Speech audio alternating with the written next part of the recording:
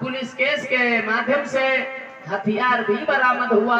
उसने दौलत के खातिर अपने मित्र का कत्ल कर दिया और कोर्ट की तरफ से सख्त आदेश है इस बच्चे को कुछ ही दिन में फांसी लगेगी और ये केस पुराना हो चुका है, इसलिए हम इस केस को नहीं लड़ सकते। अरे मैं बहुत ज्यादा आपके पास हाथ लगा कर आया हूँ साहब।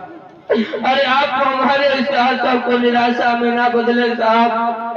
निवेदन करता हूँ कि आप हमारे पुत्र को बचा लीजिए साहब।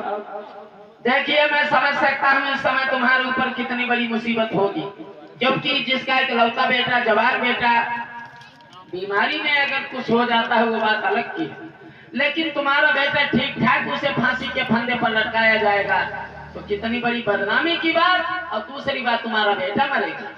वही सोच रहा हूँ साहब, मैं आपके पैर पकड़ रहा हूँ साहब, हाथ जोड़ रहा हूँ साहब।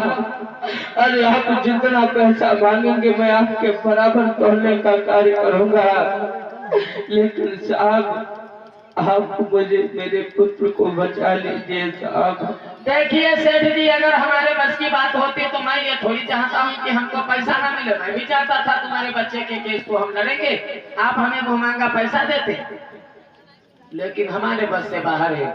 हम तुम्हें एक उपाय बता रहे हैं। जरूर साहब। एक हमारे मित्र हैं जो वो भी हमारी तरीका से वकील हैं, बैरिस्टर हैं, विद्वान हैं। तुम उनके पास ये फाइल लेकर चले जाओ, हो सकता है वो कुछ बताएंगे।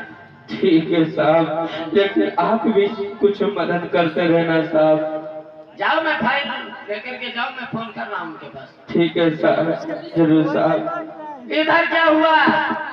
वकील चले जाते हैं वहाँ से। अरे सेठानी। हाँ महाराज। क्या बताऊं सेठानी, अब